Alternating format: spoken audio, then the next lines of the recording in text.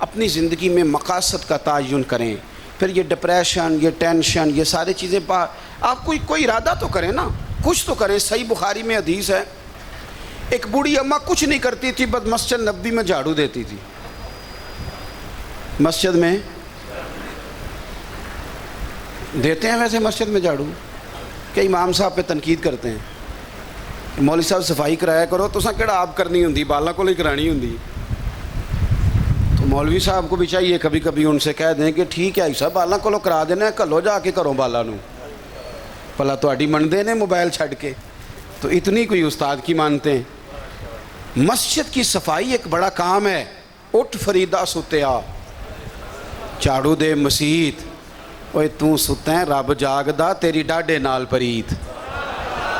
مسجد کا جھاڑو تو حسن ہے اگر کسی کی سمجھ میں آئے تو ایک مقصد تو ہے نا جی، میں نے مسجد کی صفائی کرنی ہے، ایک مقصد تو ہے. آپ کو حدیث میں ملے گا کہ مسجد نبوی میں سب سے پہلے چراغ حضرت تمیم داری نے لگایا تھا.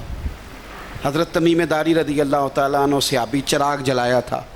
شارحین حدیث نے لکھا ہے قیامت تک مسجد نبوی میں جتنی روشنی ہوگی ثواب اللہ حضرت تمیم داری کو عطا فرمائے. کچھ تو کرے نا بھائی، کچھ تو کریں. تو وہ بوڑھی اماں جھاڑو دیتی تھی مسجد میں، بیمار ہو گئی. قربان جائیں، کوئی مقصد تو تھا نا. وہ بیمار ہو گئی تو اللہ کے رسول تیمارداری کے لیے تشریف لے گئے. حضور تیمارداری کے لیے پہنچے اور پھر پتہ ہے کریم نے کیا فرمایا؟ فرمایا اگر اس کا انتقال ہو جائے تو مجھے خبر کرنا. صحابہ فرماتے ہیں رات ٹھنڈی تھی، اس کا انتقال ہو گیا، حکم ہے نبی کریم کا جلدی دفن کر دو. ہمارے ہاں بچے یورپ میں ہیں، مال کما رہے ہیں، سارے مجبور نہیں ہوتے، جو مجبور ہیں ان کا معاملہ اور ہے. تو اماں بیچاری کی آنکھیں پتھر کی ہو جاتی ہیں دروازہ دیکھتے، پتر آتا نہیں. فوت ہو جاتی ہے تو کہتا ہے برف خانے میں لگوا دو. آیا میں تو بھائی ساری زندگی انٹرنیٹ پہ باتیں کی تھی، اب بھی انٹرنیٹ پہ کر لینے دی زیارت.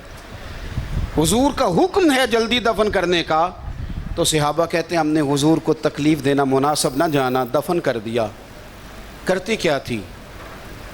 مسجد میں جھاڑو دیتی تھی، پر کوئی کام تو کرتی تھی نا. اتنا سا دین کی خدمت میں حصہ تو تھا نا، جھاڑو تو دیتی تھی نا.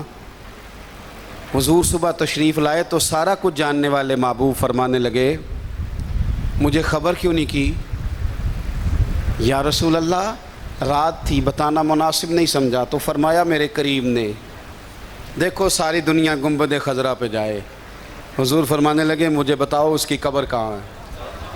یعنی حضور قبر پہ بعد مرن دے قبر میری تے میرے اپیرا جے کر پامے پھیرا. حضور اس غلام کی کنیز کی قبر پہ پہنچے.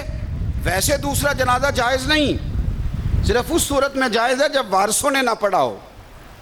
وارث جنازہ نہ پڑھا تو کہہ سکتے ہیں کہ وارث نے نہیں پڑھا دوبارہ پڑھاؤ، ورنہ جنازہ ایک ہی ہوتا ہے. لیکن حضور تو وارث ہے نا ساری امت کے، اور شارع ہیں نبی پاک علیہ السلام. حضور شارع ہیں دین کے، اختیار رکھتے ہیں نبی کریم. حضور قبر پہ پہنچے اور کھڑے ہو کے فرمایا دوبارہ صفحے بناؤ بھئی میں دوبارہ جنازہ پڑھاؤں گا. کیوں؟ مسجد میں جھاڑو دیتی تھی.